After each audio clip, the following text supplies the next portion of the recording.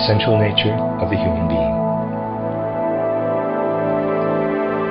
The following words by Goethe beautifully characterize the starting point of one of the paths that lead to being able to recognize the true nature of the human being.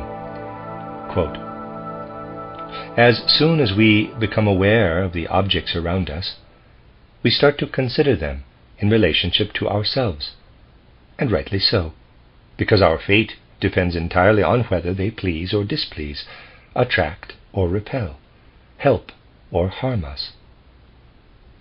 This very natural way of looking at and assessing things appears to be as easy as it is necessary, yet it exposes us to thousands of errors that often put us to shame and make our lives miserable.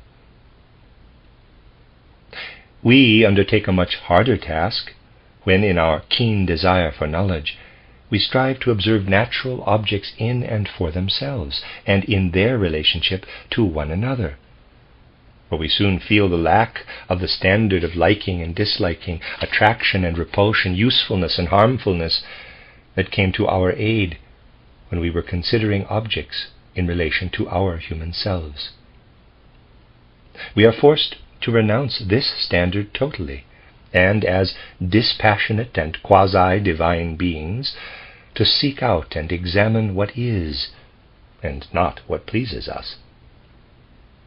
This means that neither the beauty nor the usefulness of any plant should move true botanists, who rather should study its morphology and its relationships to the rest of the plant kingdom. Just as the sun shines equally on all plants and entices them forth, so too should botanists observe and survey them all impartially, and take the data and standards for their assessment not from the human domain, but from the domain of the things under observation." Close quote, footnote number 1, Johann Wolfgang von Goethe, 1749 to 1832, German poet, dramatist, novelist and scientist, from Goethe's treatise titled Der Versuch als Vermittler von Object und Subject.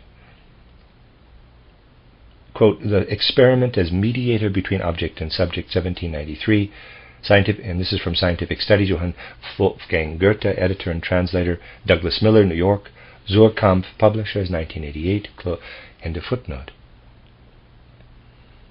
Goethe's thoughts draw our attention to three different kinds of things.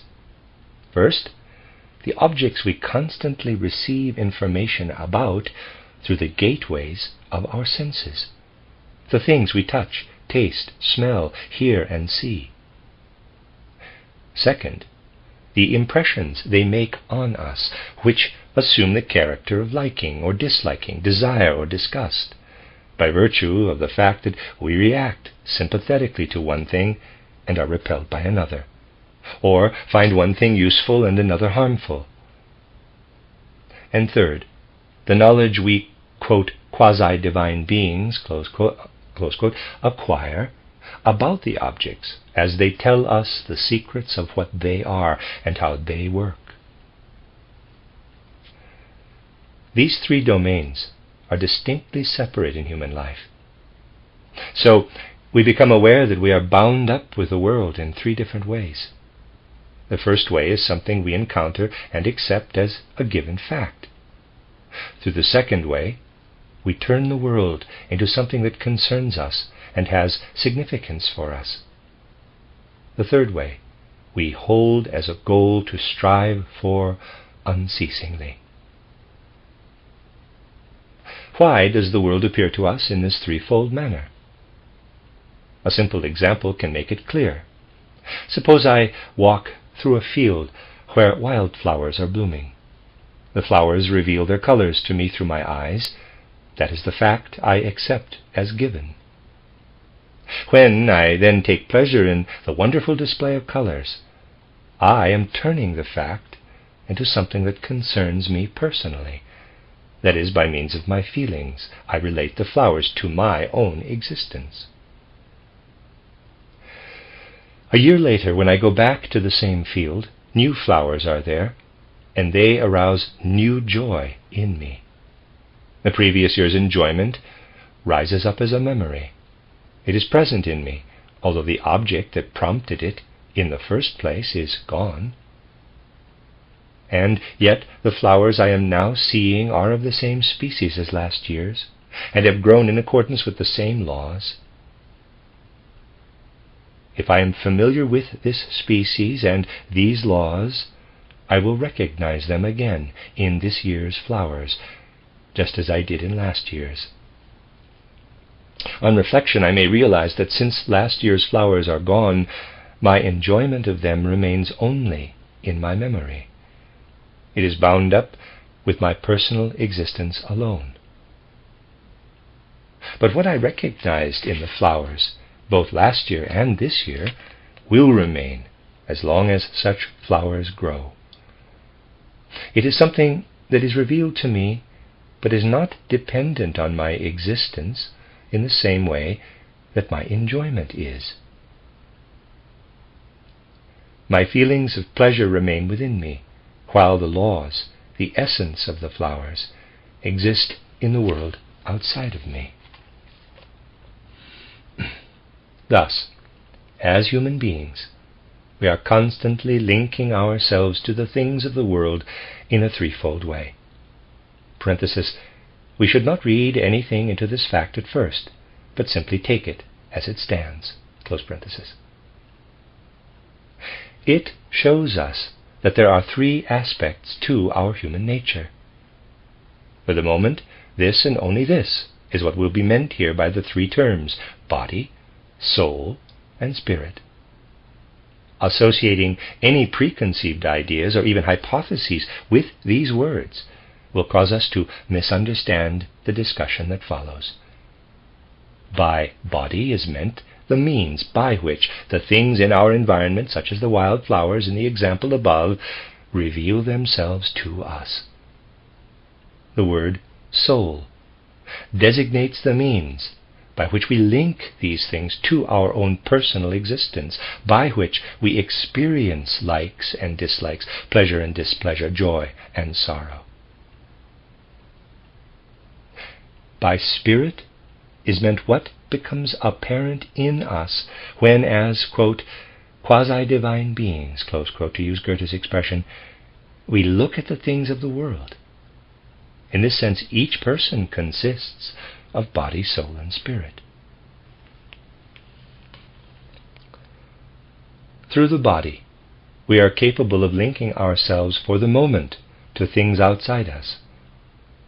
Through the soul, we preserve the impressions things make on us. Through the spirit, what the things themselves contain is disclosed to us. Only when we look at a human being from these three sides can we hope to understand our true nature. For these three sides show us that we are related to the rest of the world in a threefold way. Through the body, we are related to the things that present themselves to our senses from outside. The substances of the outer world make up the body, and the forces of the outer world are active in it. We can observe our own bodily existence with our senses, just as we observe the things of the outside world. But it is not possible to observe our soul existence in the same way. With my bodily senses, I can observe the whole range of bodily processes taking place in me, but neither I nor anyone else can perceive my likes and dislikes or my joys and sorrows with bodily senses. The domain of the soul is inaccessible to bodily perception. Our bodily existence is there for all to see, but we carry our soul existence inside us as our own private world. Through the spirit, however, the outer world is revealed to us in a higher way. Although it is true that the secrets of the outer world disclose themselves inside us, in the spirit we step outside of ourselves and let the things themselves tell us what is significant for them rather than for us. when we look up at the starry sky. The soul's experience of delight belongs to us. But the eternal laws of the stars, which we may grasp in thought and in spirit, do not belong to us. They belong to the stars. Thus, as human beings, we are citizens of three worlds. In body, we both belong to and perceive the outer world. In soul, we build up our own inner world. And in spirit, a third world that is higher than both of the others reveals itself to us. It should be apparent that because of the fundamental differences between these three worlds, we will achieve a clear understanding of them and of our own part in them only by applying three different modes of observation. Part 1. The bodily nature of the human being. We learn about the human body by means of our bodily senses, and our mode of observation can be no different than if we were learning about other sense-perceptible things.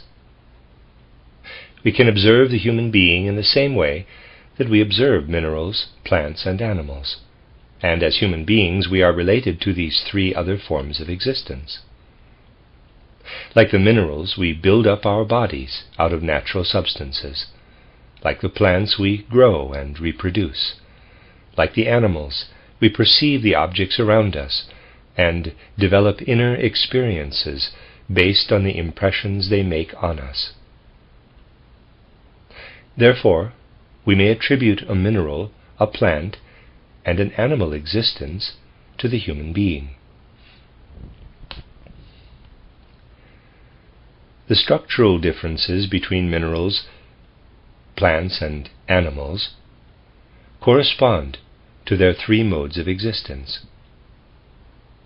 Their structure, or Gestalt, form, is what we can perceive with our senses, and this alone is what may be called, quote, the body, close quote.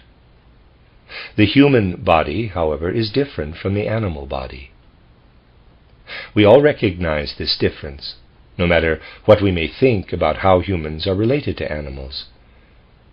Even the most radical materialist, who denies the existence of anything having to do with the soul, would be hard put to disagree with the following statement by Carus in his title Organon of the Knowledge of Nature and the Spirit. Quote,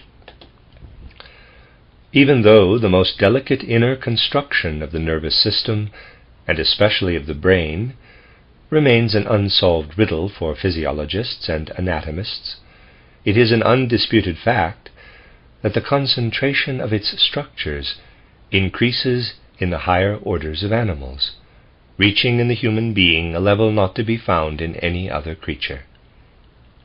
This fact, of the greatest significance with regard to human intellectual development, may in itself be sufficient to explain that development.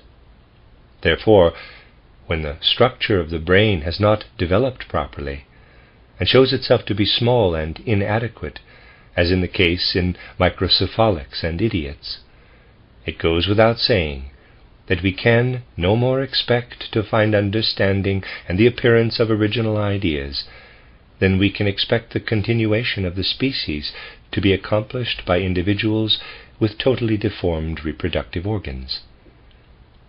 In contrast, although it may not in itself guarantee genius, the strong and beautifully developed structure of the whole person, and of the brain in particular, is at least the first and indispensable prerequisite of higher knowledge.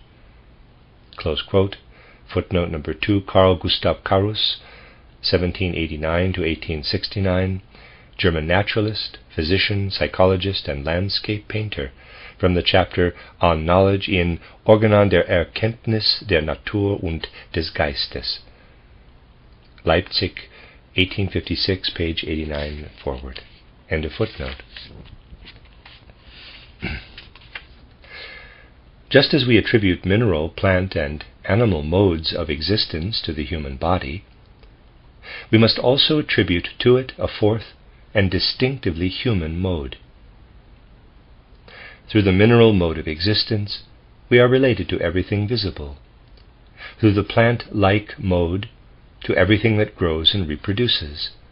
And through the animal mode, to all creatures that perceive their environment and have inner experiences based on outer perceptions.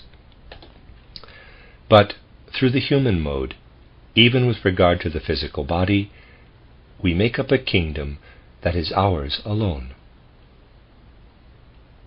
Part 2. The soul nature of the human being. As an individual, private inner world, soul nature is different from bodily nature.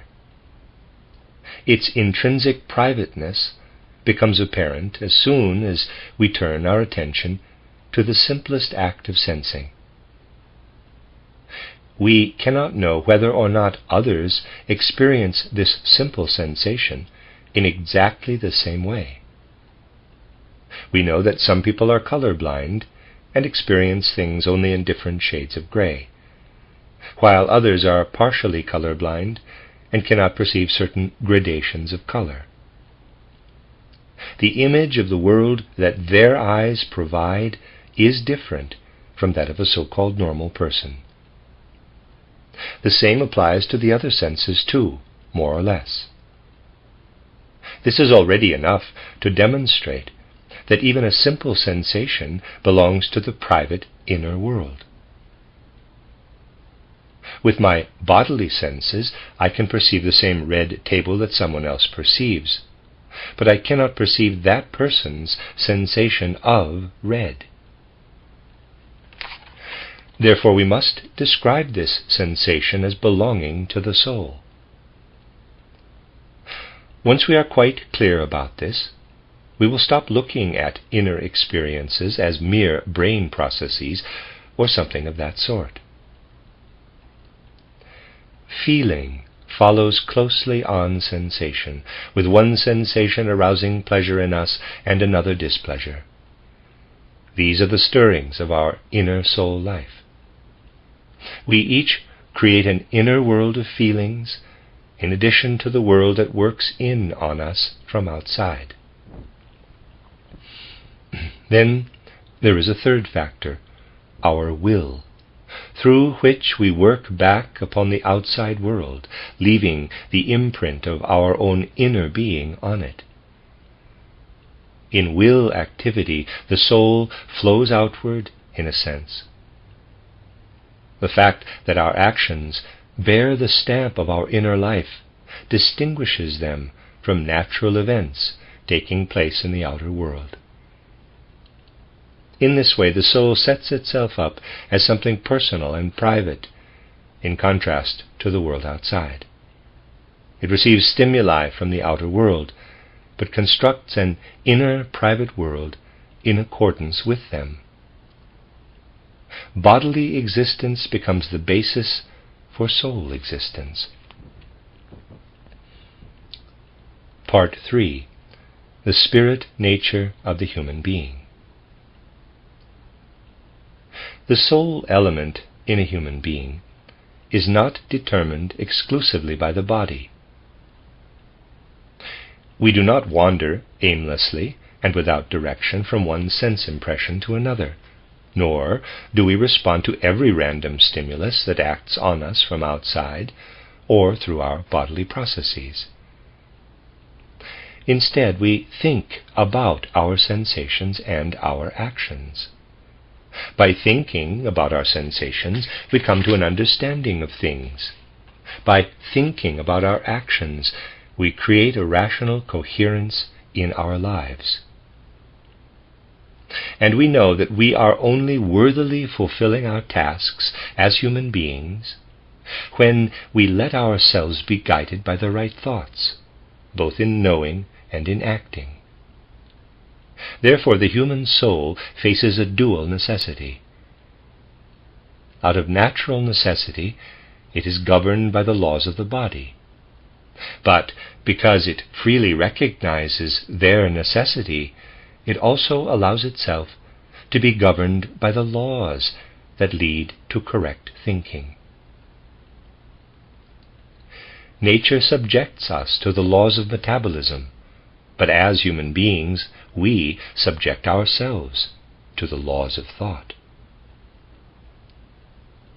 Through this process, we make ourselves members of a higher order than the one we belong to through the body.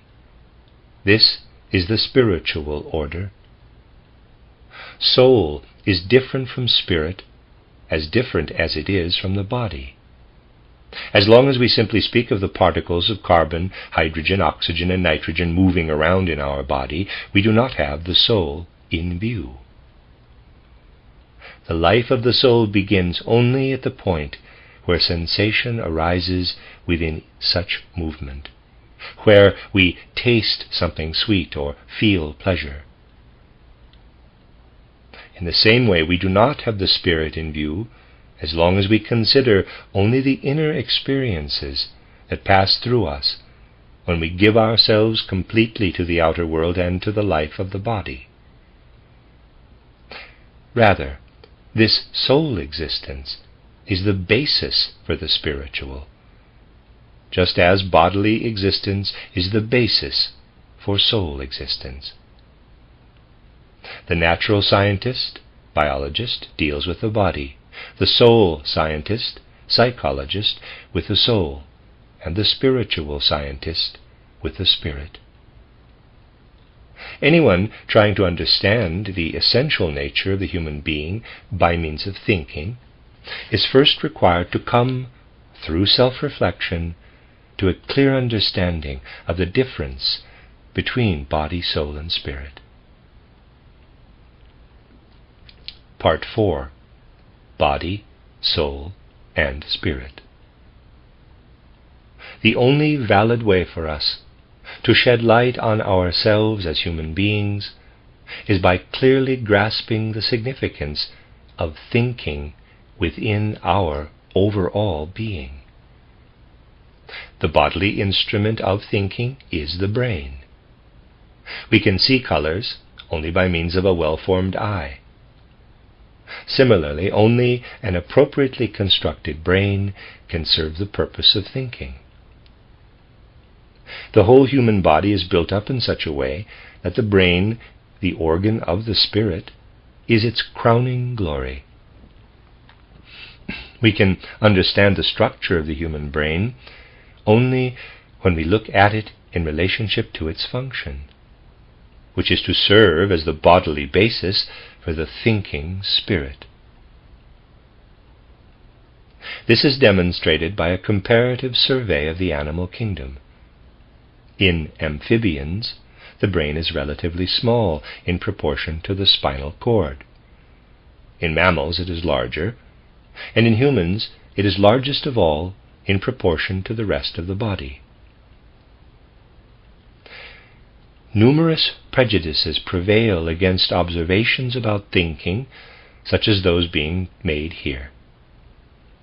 Many people tend to underestimate thinking, and to place more value on the warmth and depth of feelings or sensations.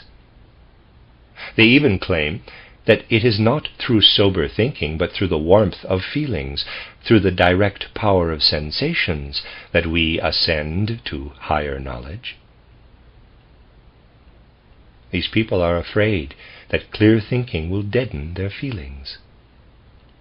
This is certainly true of mundane thinking that is concerned only with utilitarian things, but exactly the opposite is true of thoughts that lead to higher levels of existence. No feeling and no enthusiasm on earth can compare with the sensations of warmth, beauty, and exaltation that are enkindled by pure, crystal-clear thoughts relating to higher worlds. Our loftiest feelings are not the ones that happen by themselves, but the ones achieved through strenuous and energetic thinking. The human body is built up in such a way that it meets the requirements of thinking. That is, the same substances and forces that are also present in the mineral kingdom are put together in the human body in a way that allows thinking to appear. For purposes of the following discussion, we will call this mineral structure formed in accordance with its function, quote, the physical body, close quote, of the human being. This mineral structure, organized with the brain as its center, comes about through reproduction and achieves its mature form through growth. Reproduction and growth are characteristics that human beings have in common with plants and animals. They distinguish a living being from a lifeless mineral. Living things develop out of other living things by means of the reproductive cells. Descendants are linked to their ancestors in the succession of generations. The forces through which a mineral comes into being are directed toward the substances composing it. A quartz crystal takes shape through forces inherent in the silicon and oxygen combined in it. But the forces that shape an oak tree must be looked for indirectly in the reproductive cells of the parent plants. Through reproduction, the form of the oak is maintained and passed on from ancestor to descendant in accordance with the inner, inborn dictates of life. People had a crude view of nature indeed when they believed that lower animals and even fish could take shape out of mud. A living being's form is reproduced through heredity, and how it develops depends on the parents it came from, or in other words, on the species it belongs to. The substances that make it up are continually changing, but its species remains constant throughout its lifetime and is passed on to its descendants through heredity. The species is, therefore, what determines how the substances are put together. We will call the species-determining force the life force. Footnote: not too long ago, any mention of a life force or vital force was taken as an indication of an unscientific mind. Here and there, however, we now begin to meet scientists who are no longer opposed to the idea of a vital force as it was understood in times past. But if we examine the progress of modern scientific thought, we find that those who refuse to acknowledge the existence of a vital force are more consistent in their logic, and it is certainly true that this life force does not belong to what we currently call, quote, the forces of nature, close quote. In fact, anyone who is unwilling to dispense with modern science's habitual concepts and ways of thinking, and to make the step to a higher mode of thinking, should refrain from using the term at all. Only spiritual scientific presuppositions and a spiritual scientific way of thinking make it possible to approach such things without being self-contradictory. Current theorists who are attempting to come to purely scientific conclusions have abandoned the belief, prevalent in the second half of the 19th century, that the phenomena of life can be explained solely in terms of forces that are also at work in inanimate nature. Noted naturalist Oscar Hertwig's book, Refuting the Darwinian Theory of Chance, is a scientific phenomenon that sheds light far and near. Parenthesis, Oscar Hertwig, 1849 to 1922, zoologist, professor in Berlin from 1888 to 1921. The book referred to is Das Werden der Organismen, eine Widerlegung von Darwins Zufallstheorie. The Development of Organisms, a refutation of Darwin's theory of chance. Close parenthesis. It challenges the assumption that the interworking of mere physical and chemical laws is sufficient to give rise to life. Also significant is the so-called neo-vitalist viewpoint, which, like the older vital force theory, admits the possibility of forces unique to life.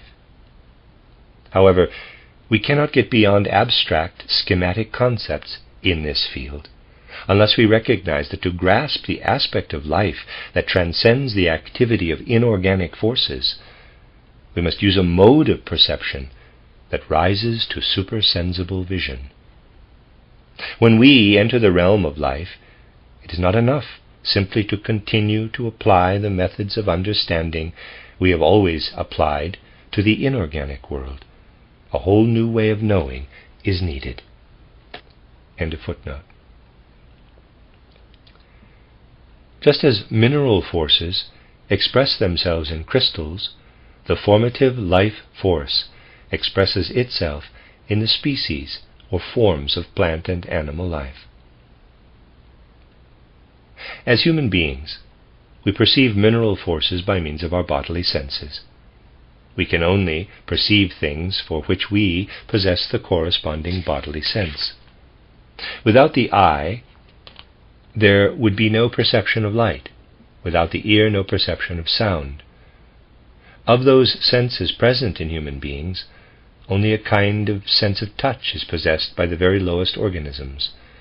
For them, only the mineral forces perceptible to this sense are perceived in the way human senses perceive them. There's a footnote 4. Here, the sense of touch of lower organisms is not the same thing as what the term usually means in descriptions of the senses.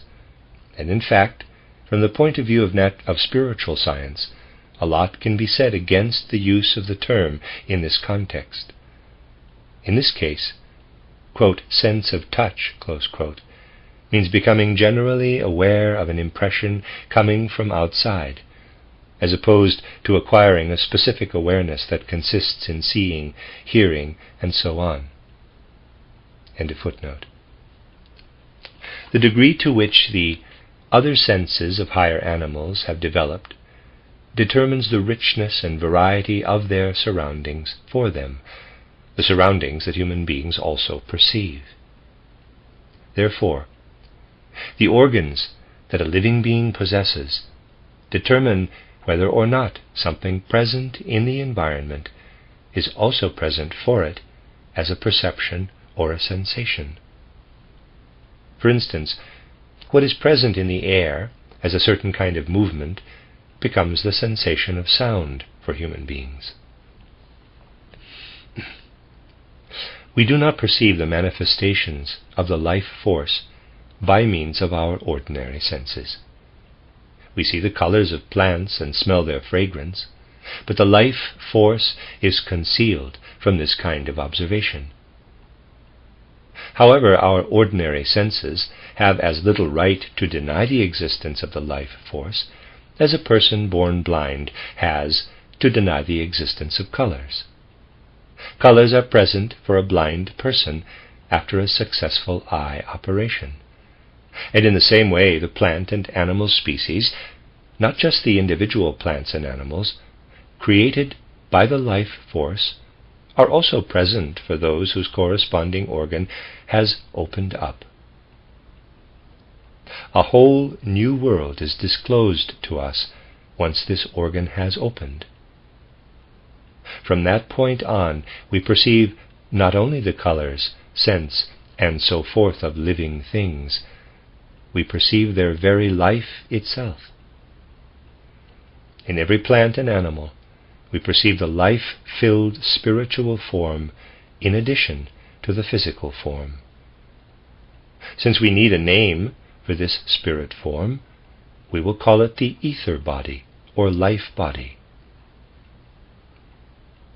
For investigators of spiritual life, the ether body is not merely a result of the physical body's substances and forces, but a real independent entity that calls these same substances and forces to life. Speaking in the sense of spiritual science, we might put it like this. A body that is merely material, for example a crystal, owes its form to the physical formative forces inherent in lifeless matter.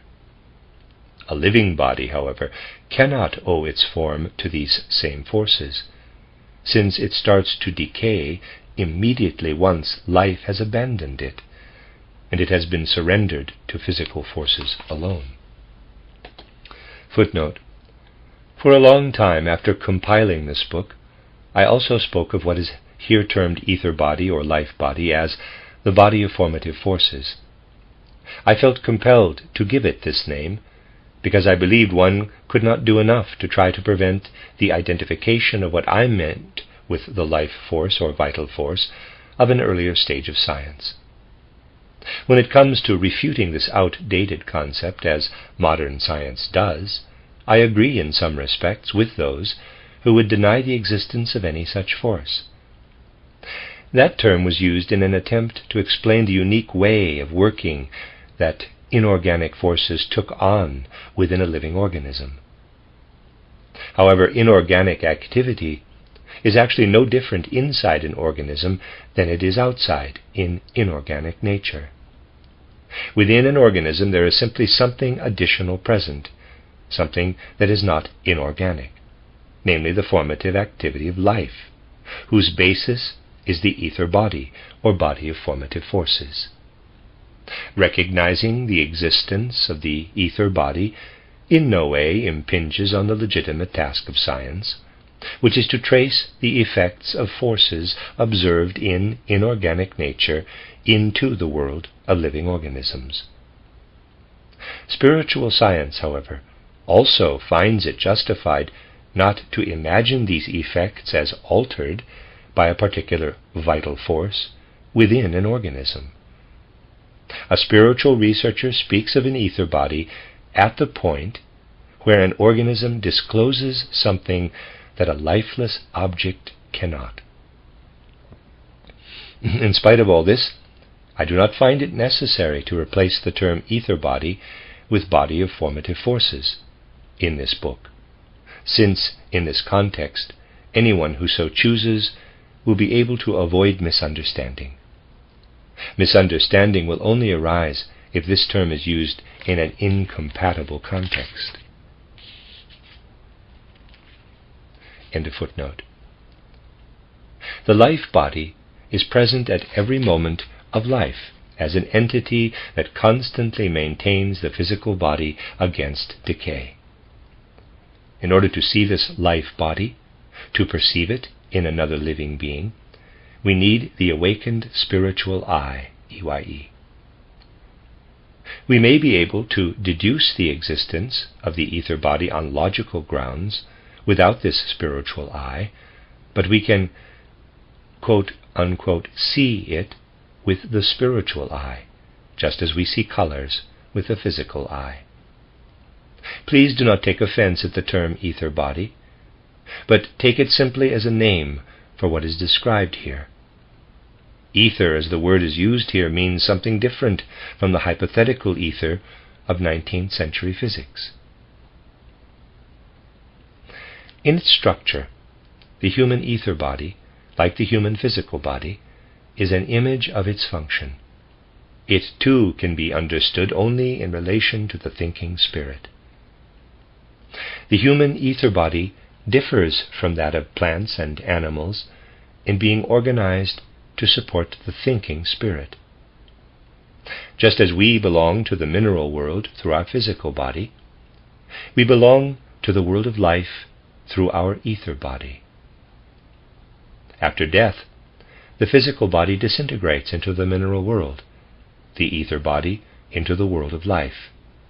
The term body is used here to designate what gives a being of any kind its form, shape, or gestalt. It should not be confused with the sense-perceptible form of the material body. As used in this book, the term body can also refer to something that takes on form in soul or in spirit. The life body is still something external to us, but with the first stirrings of sensation, our inner self responds to the stimuli of the outer world. No matter how far we pursue what we justifiably call the external world, in quotes, we will never be able to find sensation. rays of light penetrate into the eye to the retina, where they stimulate chemical changes in what is called the visual purple in the rods of the retina.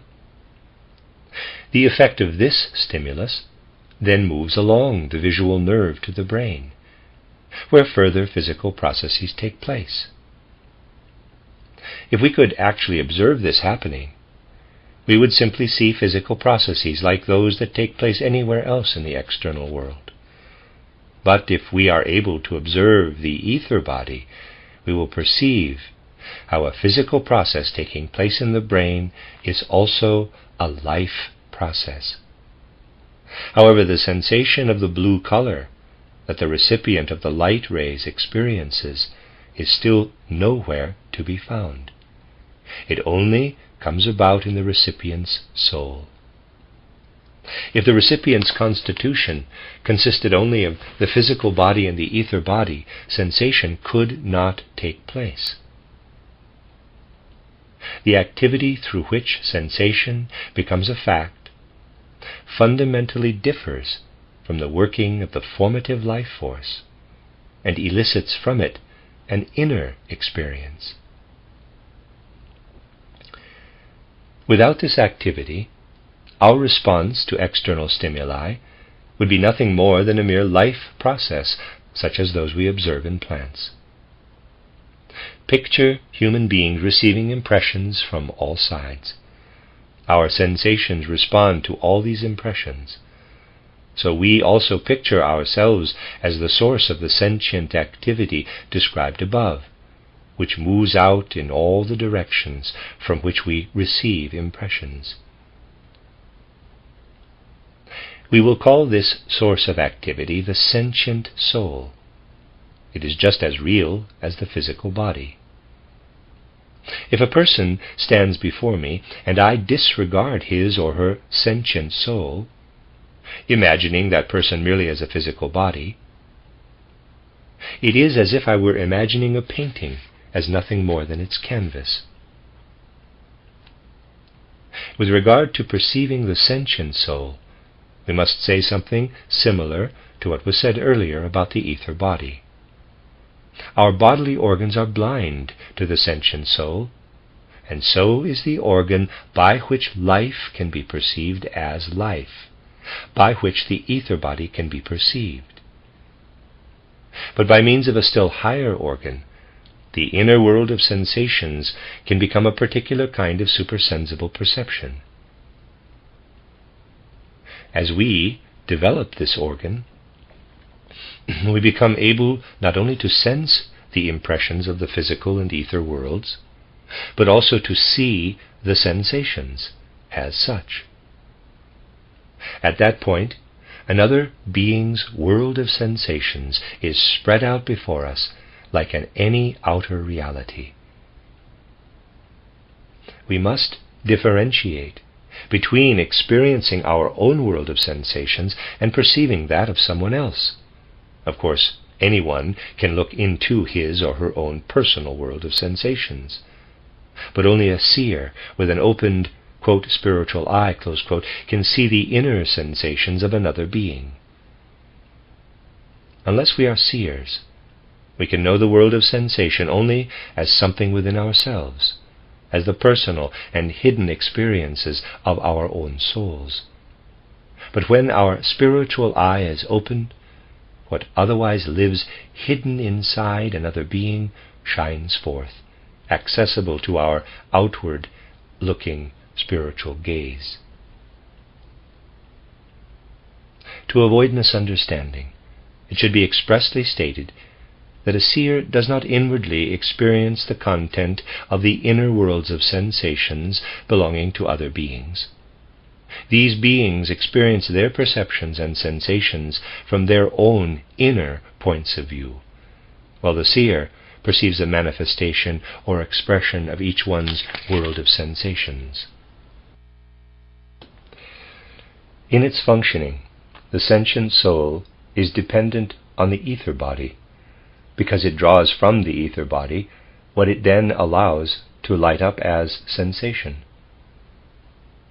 And since the ether body is the life within the physical body, the sentient soul is indirectly dependent on the physical body as well. Only a properly functioning and well-formed eye, EYE, makes accurate color sensations possible. This is how the bodily nature affects the sentient soul. The sentient soul is thus determined and restricted in its activity by the physical body, and lives within the limits set by our bodily nature. That is, the physical body, which is built up out of mineral substances and enlivened by the ether body, in turn sets the limits for our sentient soul. Those who possess the above-mentioned organ for, quote, seeing, close quote, the sentient soul, therefore recognize it as having limits set by the body. However, the boundaries of the sentient soul do not coincide with those of the material, physical body. The sentient soul extends beyond the physical body, even though the force that determines its limits proceeds from the physical body.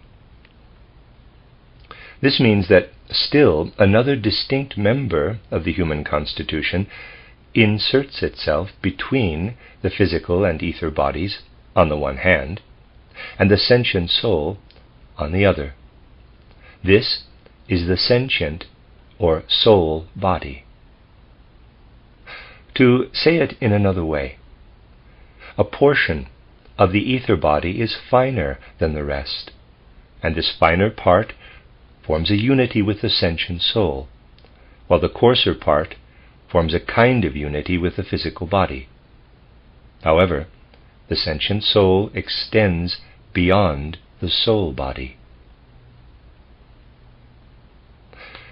For simplicity's sake, we have chosen the term sentient soul, which is related to sensing, but in fact sensing is only one aspect of the soul's being.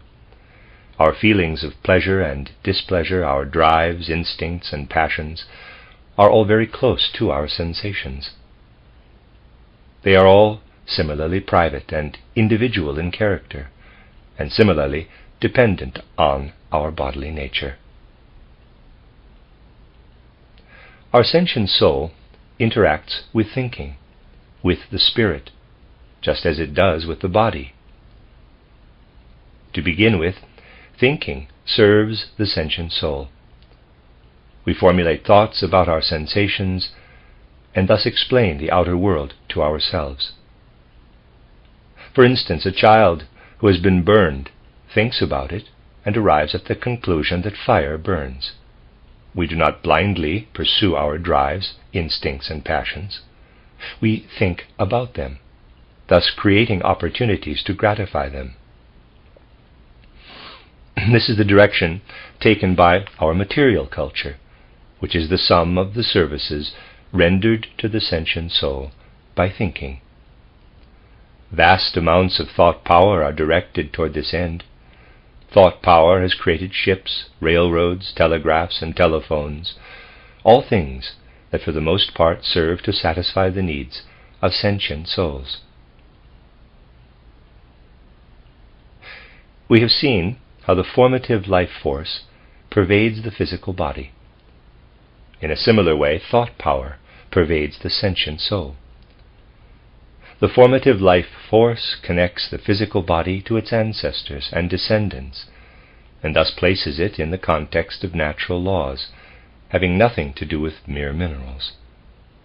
Similarly, thought power gives the soul a place within a system of laws to which it does not belong as mere sentient soul. Through the sentient soul we are related to the animals, in whom we can also recognize the presence of sensations, drives, instincts, and passions.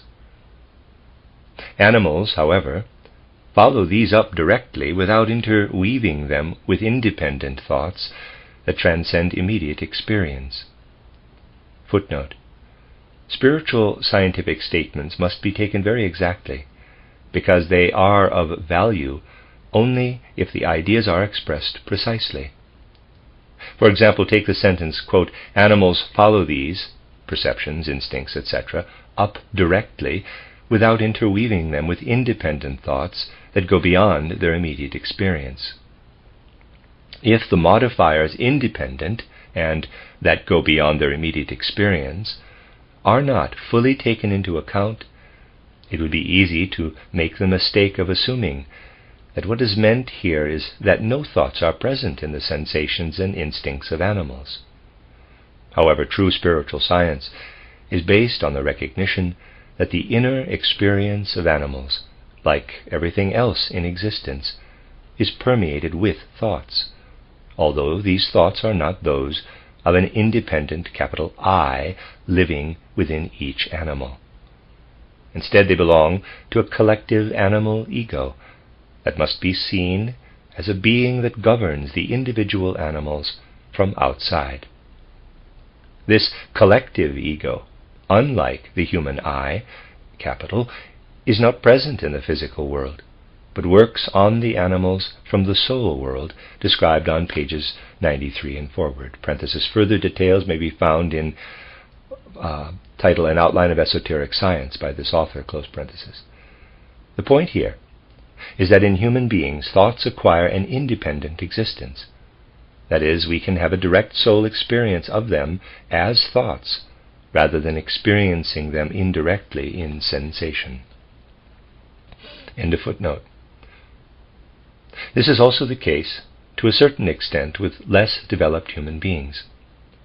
As such, therefore, the sentient soul is different from the more highly evolved part of the soul that places thinking in its service.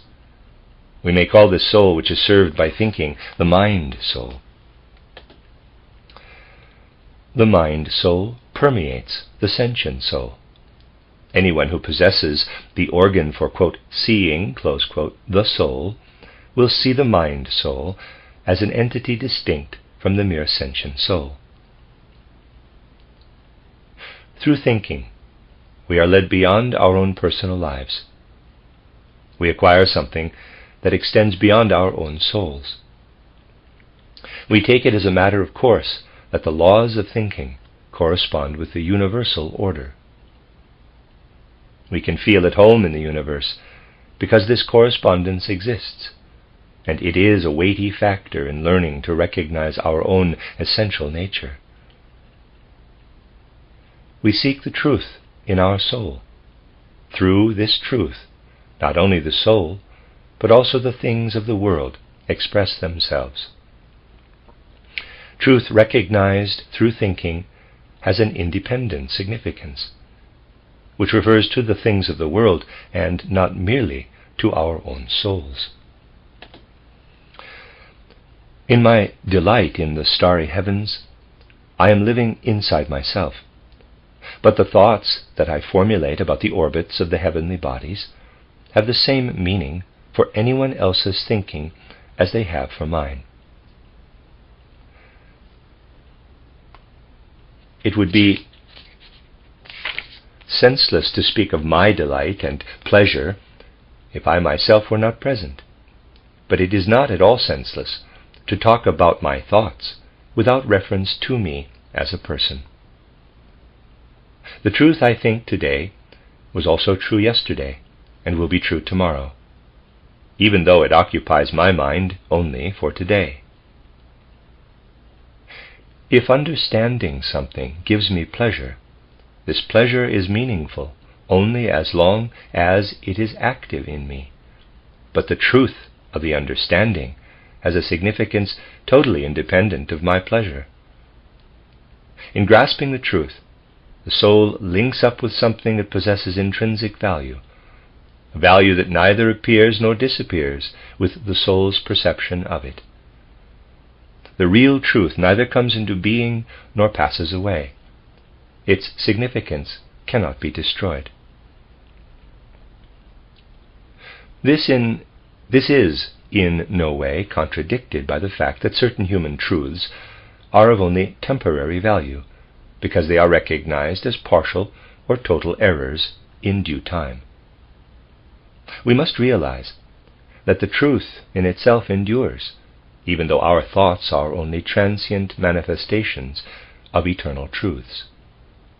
Even if, like Lessing, we say that we are content to strive eternally for the truth, since the pure and perfect truth can surely exist only for a God, this does not deny the eternal value of the truth, but rather confirms it. Footnote, Gotthold Ephraim Lessing, 1729 to 1781, German dramatist and critic. End of footnote. Only something of eternal and intrinsic significance can evoke an eternal striving and be the object of an eternal search.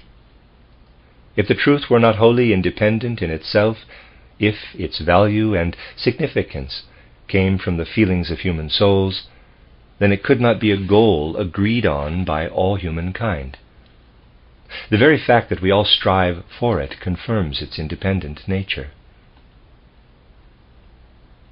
This applies equally to what is truly good. What is morally right is independent of our inclinations and passions, insofar as it does not submit to them, but makes them submit to it.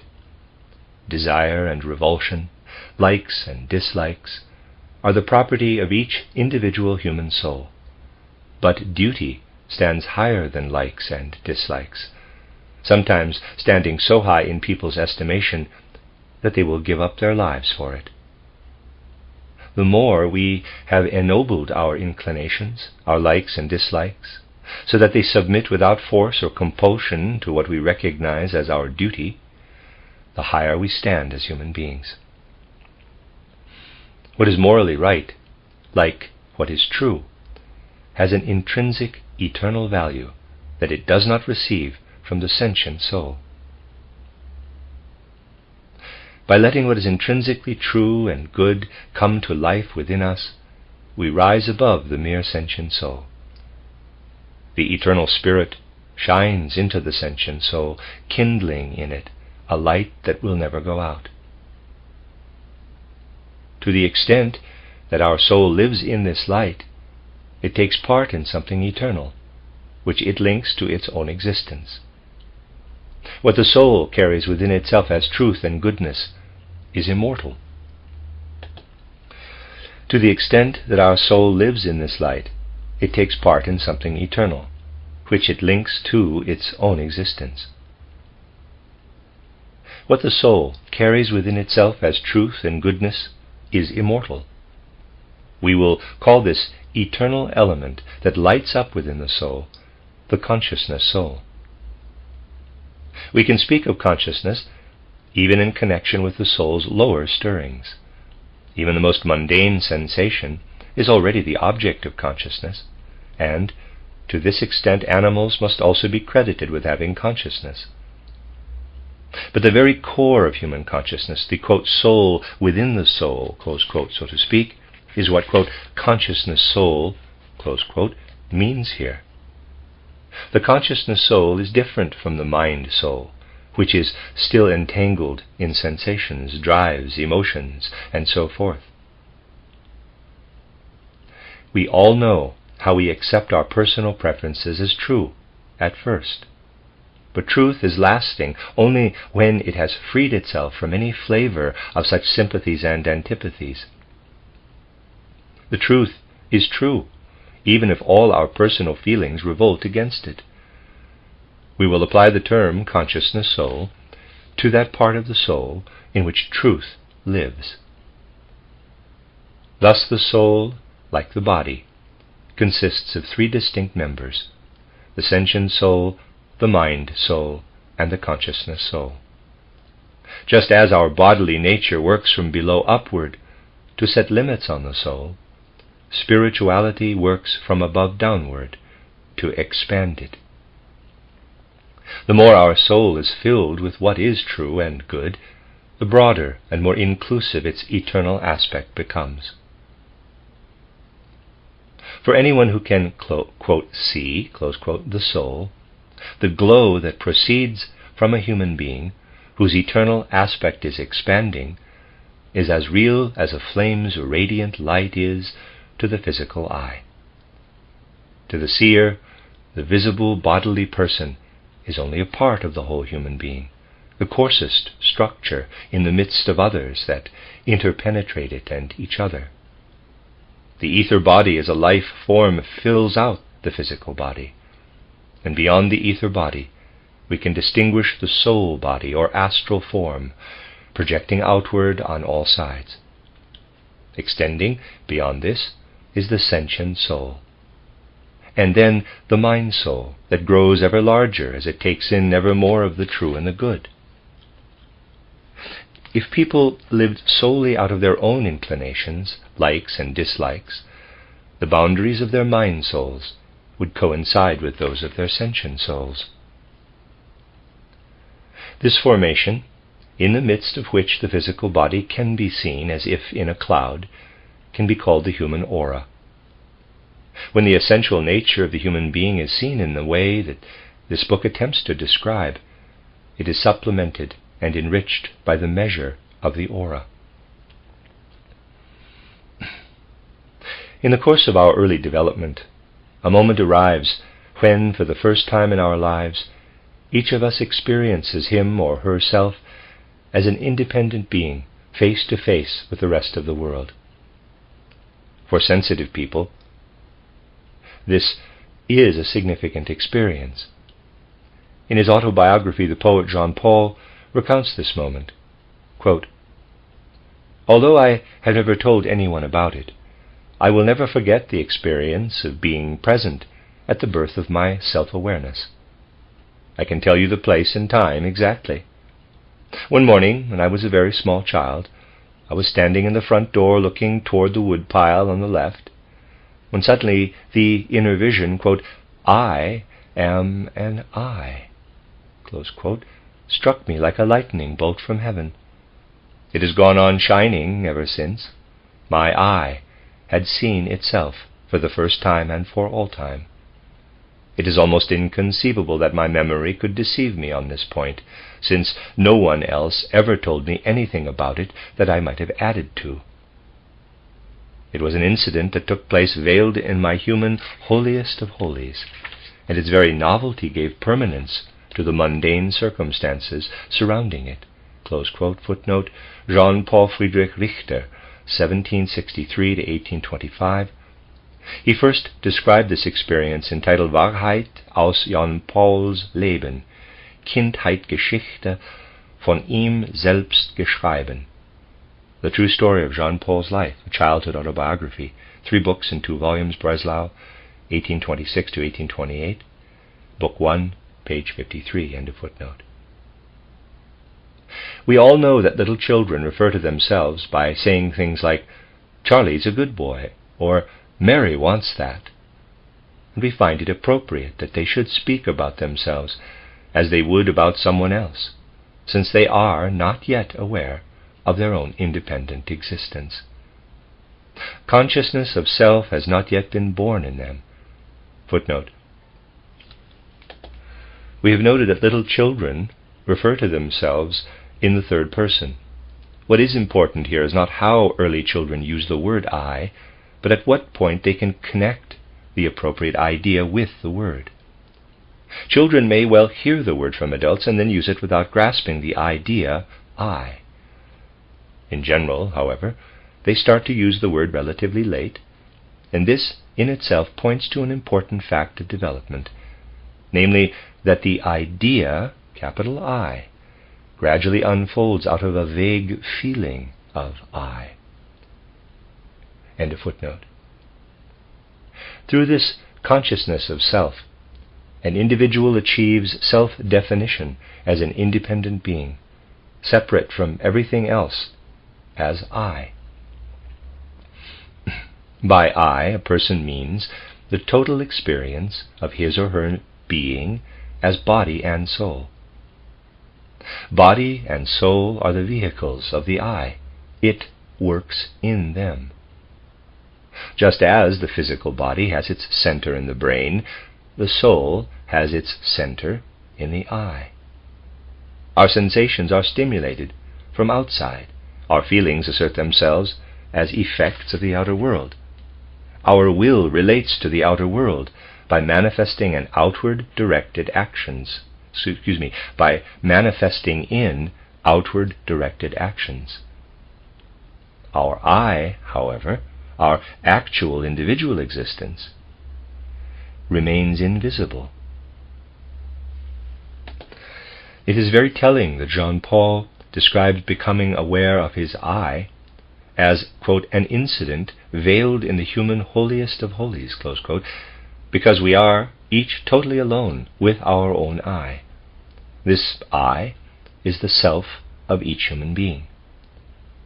We are justified in seeing the I as our true being, and may therefore describe body and soul as the garments in which we live, as the bodily conditions under which we act. In the course of our development, we learn to use these instruments more and more as servants of our I.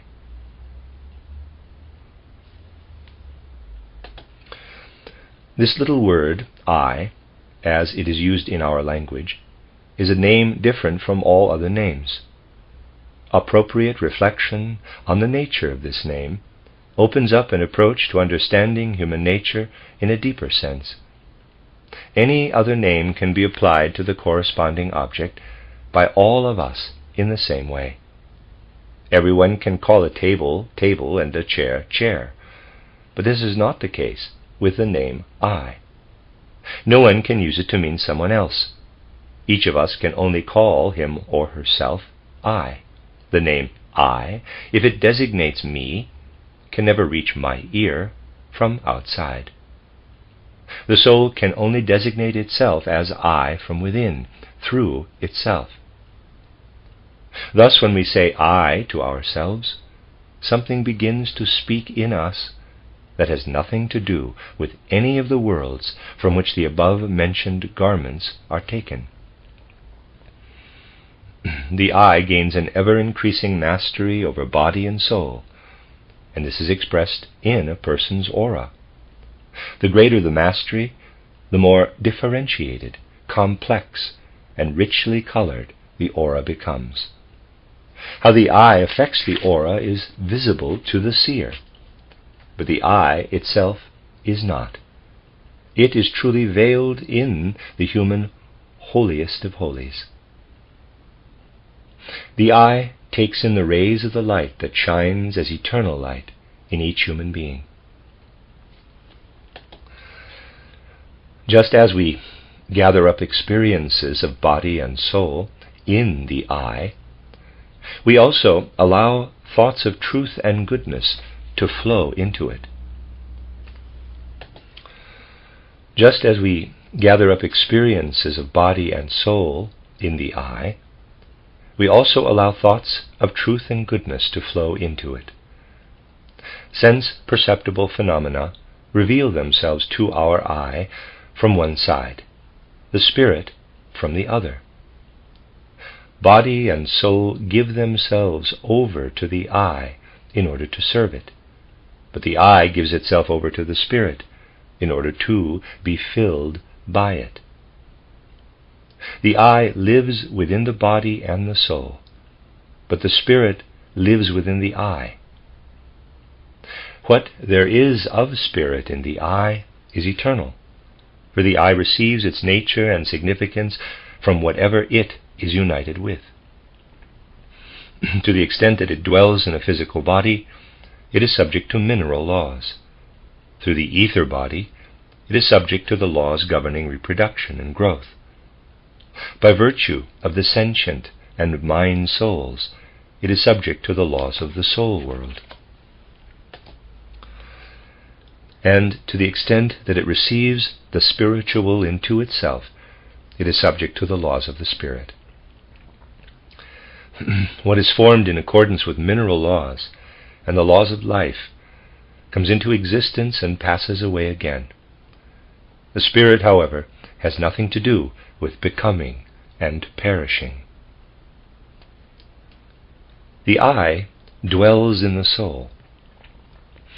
Although the highest manifestation of the I belongs to the consciousness soul, it is also true that the I radiates outward from there, filling the entire soul, and exerting its influence on the body through the soul. And within the I, the spirit is alive and active. The spirit streams into the I, taking it as its garment, just as the I itself lives in the body and the soul. The spirit shapes the I from the inside out, and the mineral world shapes it from the outside in. We will call the spirit that shapes an I, that lives as an I, the spirit self, since it appears as the human I or self. We can explain the difference between the spirit self and the consciousness soul as follows. The consciousness soul merely touches the autonomous truth that is independent of all sympathy and antipathy. But the spirit self carries this same truth inside itself, taken up, enclosed and individualized by means of the I, and taken into the individual's independent being. Through becoming independent and uniting with the truth, the I itself achieves immortality. The spirit self is a revelation of the spiritual world within the I, just as a sense perception coming from the other side is a revelation of the physical world within the I.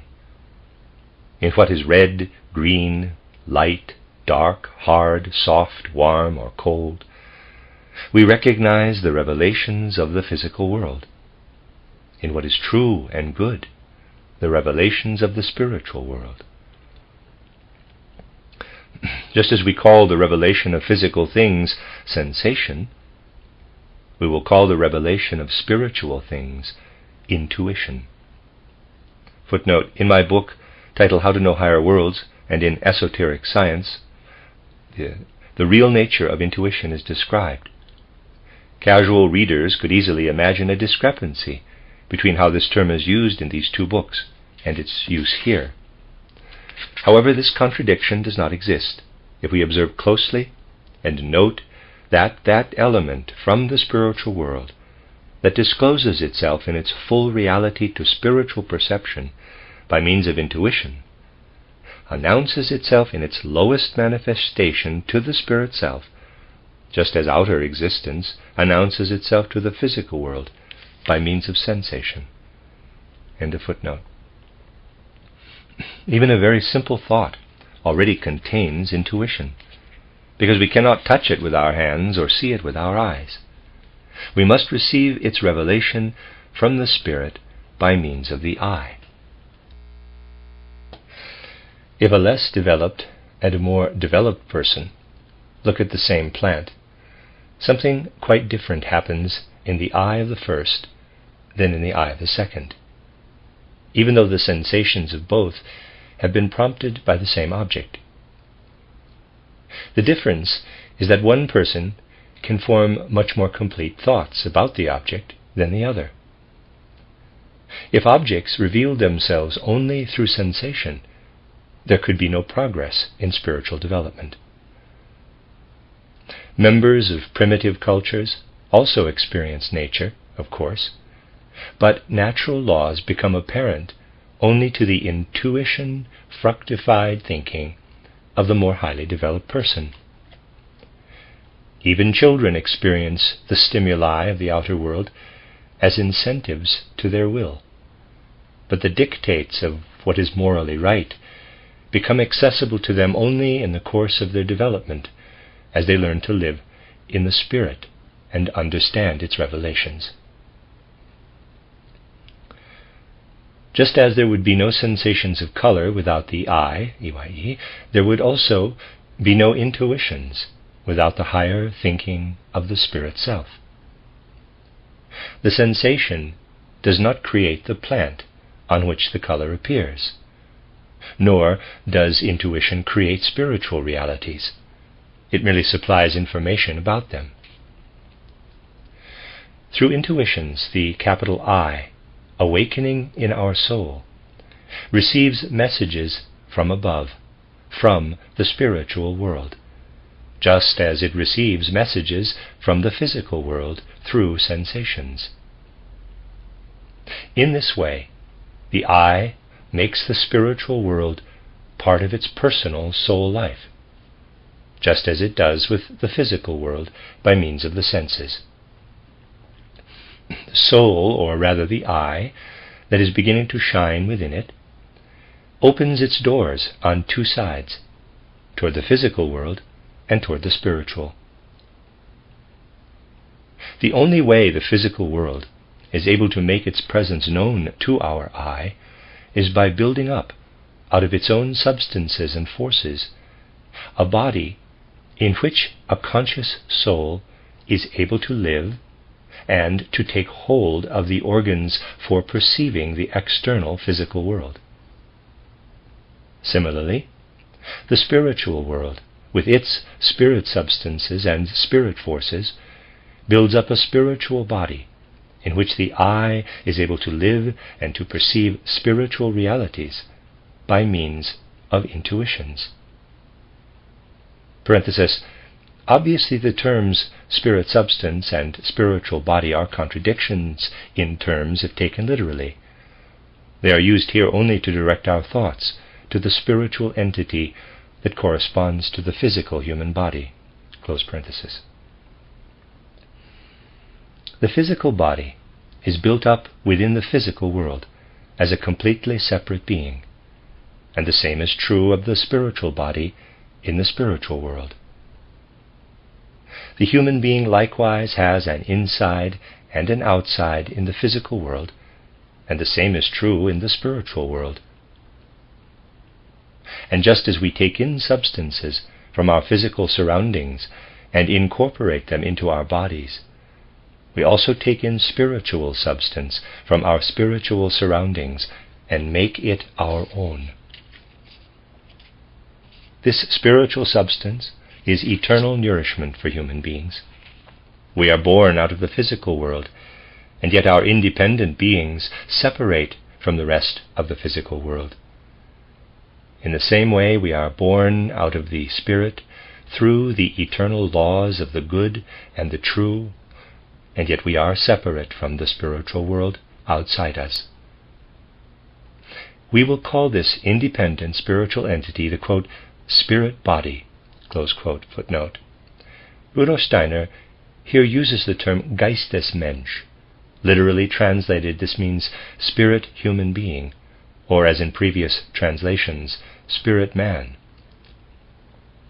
In theosophical language, and in the earliest editions of Theosophy itself, it is called Atman, parenthesis, as the spirit self is called Manas, and the life spirit is called Buddhi, close parenthesis.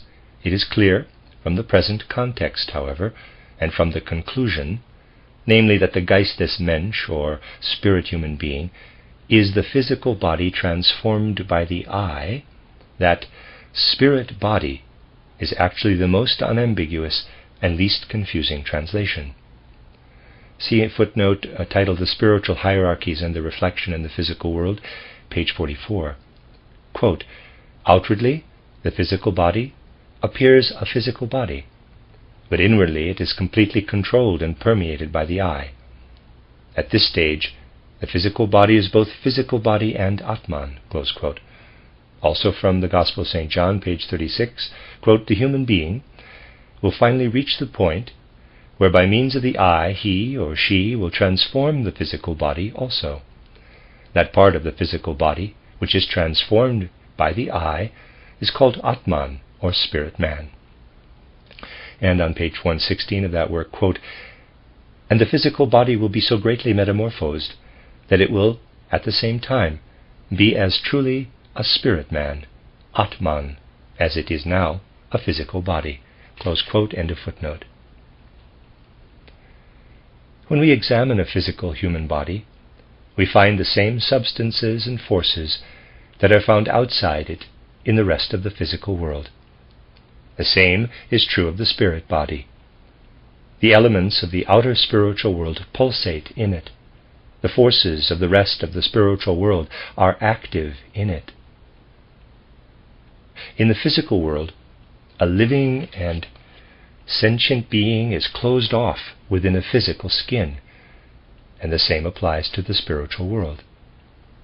A membrane closes off the spirit body from the undifferentiated spiritual world and makes the spirit body a self-contained spiritual being within that world, a being that intuitively perceives the spiritual content of the universe.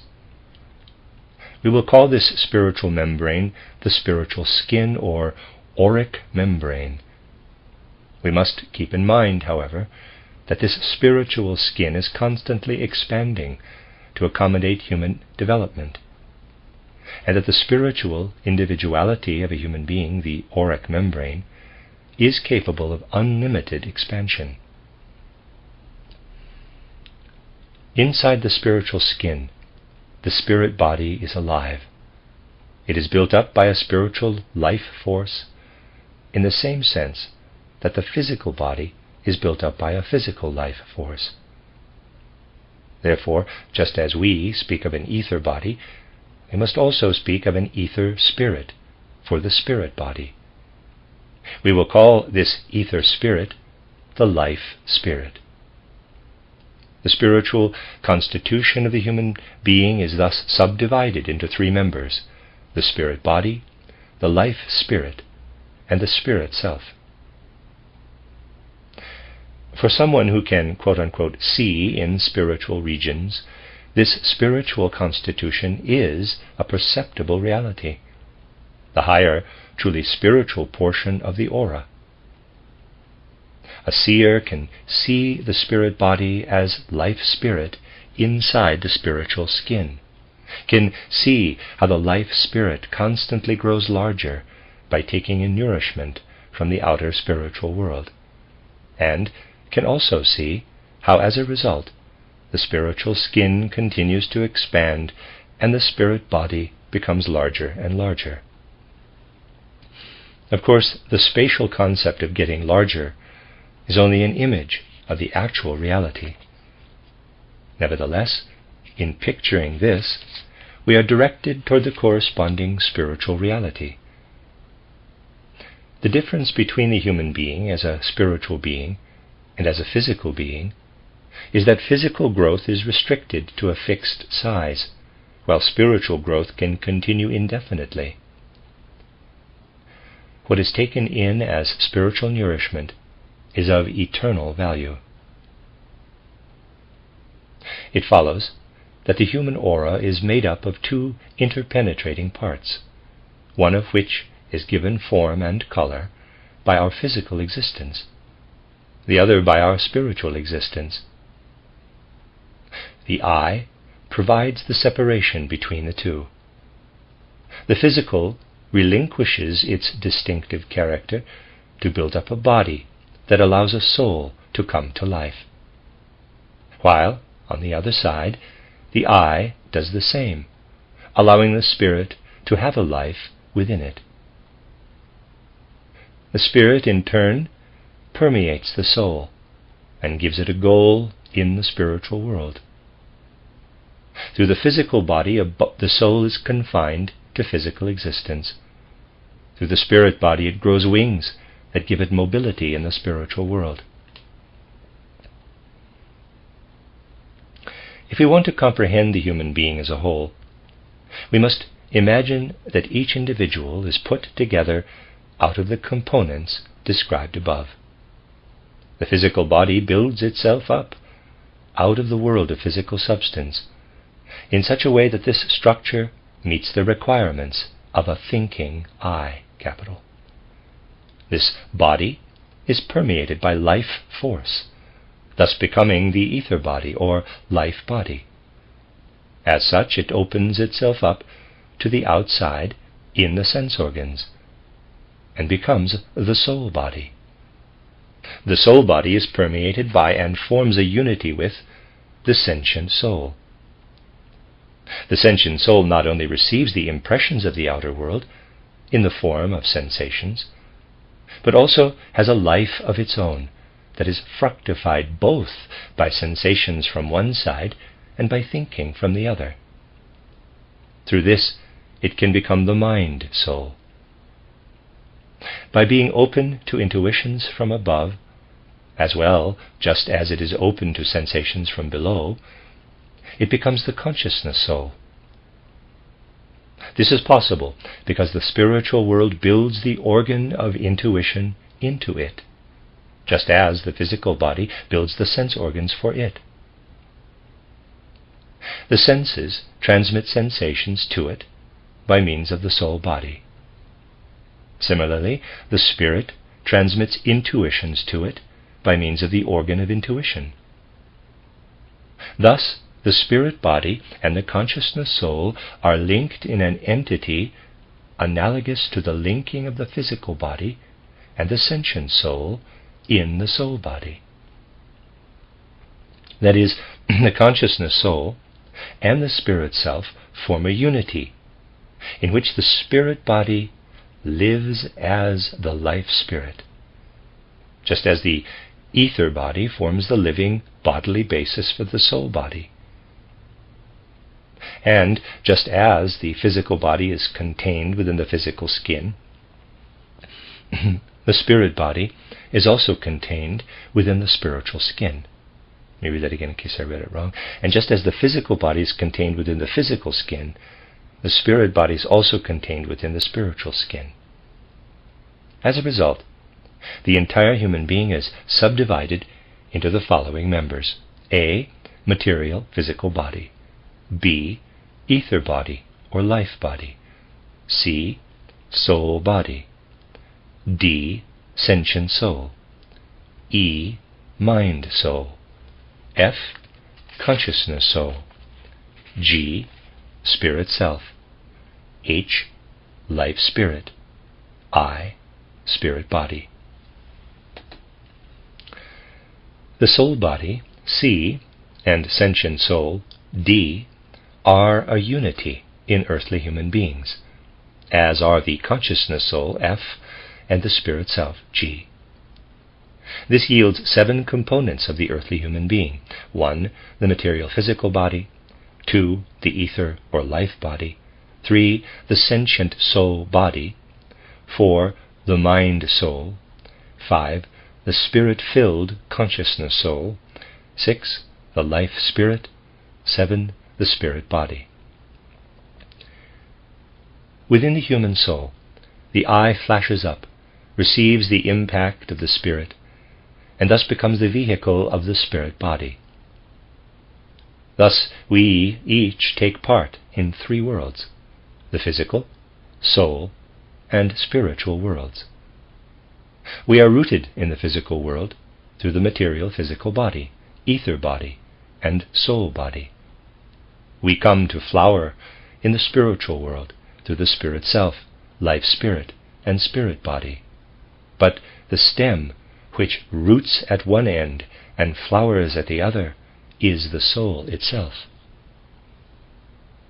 It is possible to give a simplified version of this subdivision of the human being that is in complete harmony with the original.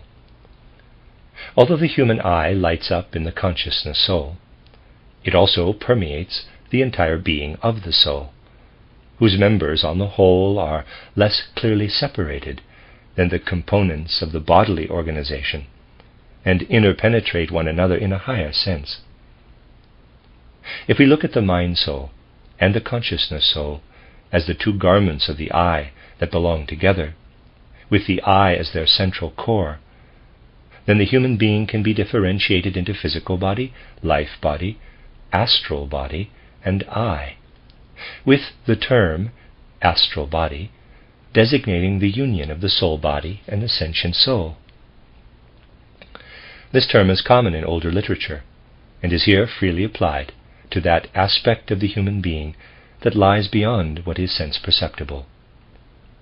Although in a certain respect the sentient soul is also filled with forces by the I, it is so intimately connected with the soul body that using a single term for the union of the 2 is justified. When the I in turn imbues itself with the spirit self, this spirit self manifests in such a way that the astral body is worked over from within the soul.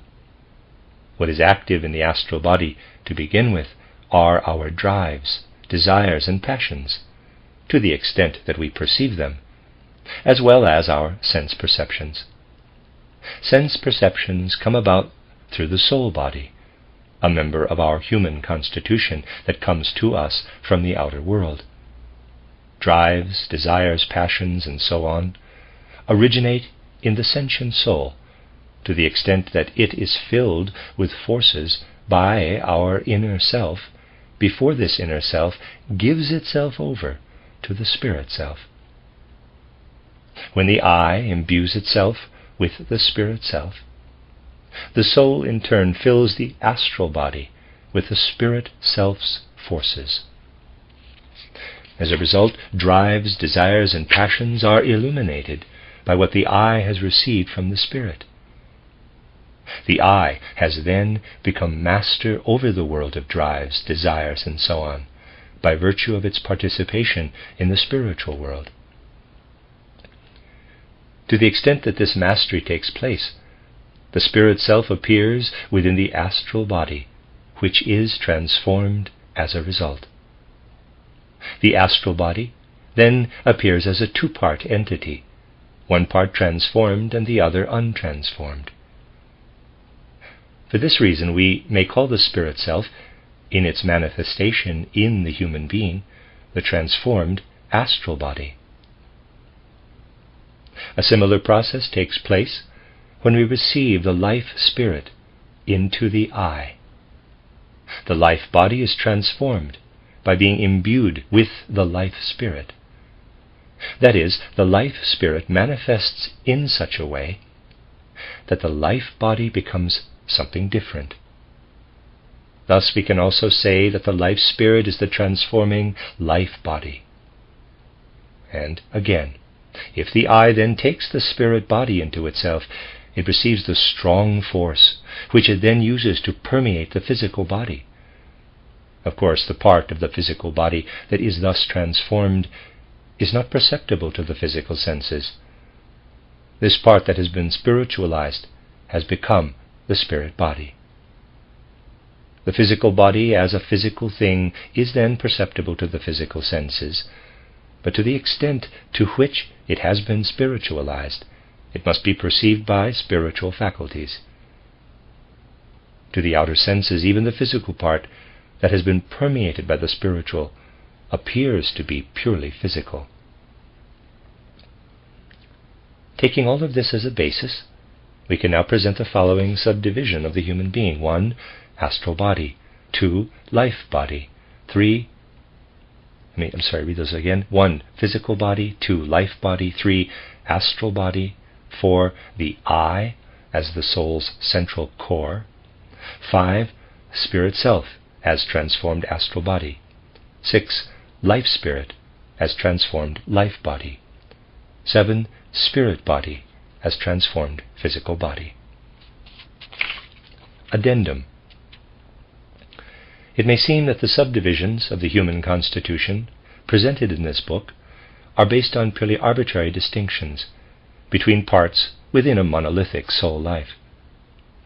To counter this objection, it must be emphasized that the significance of this phenomenon is similar to that of the appearance of the 7 colors of the rainbow, when light passes through a prism.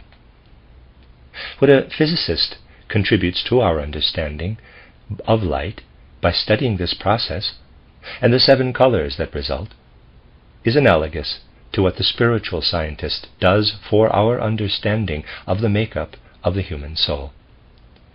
The soul's 7 members are not abstract intellectual distinctions any more than are the light's 7 colors. In both cases, the distinctions rest on the inner nature of the things themselves, the only difference being that the 7 constituents of light become visible by means of an external device, while the 7 components of the soul become perceptible to a method of spiritual observation consistent with the nature of the human soul. The true nature of the soul cannot be grasped without knowing about this subdivision, because the soul belongs to the transitory world by virtue of three of our constitutional components: physical body, life body, and soul body, and has its roots in eternity through the other four constituent parts. When the soul is seen as a unity, its transitory and eternal aspects are indistinguishably bound up with each other. But unless we are aware of the differentiations within it, we cannot understand its relationship to the world as a whole. Let me use another comparison. Chemists separate water into hydrogen and oxygen, two substances that cannot be distinguished when they are united in the form of water. However, each of these elements has an identity of its own and can form compounds with other elements. Similarly, at death, our three lower constitutional components unite with the makeup of the perishable world, while our four higher members unite with the eternal. Refusing to consider this differentiation within the soul is like being a chemist who refuses to learn about decomposing water into hydrogen and oxygen.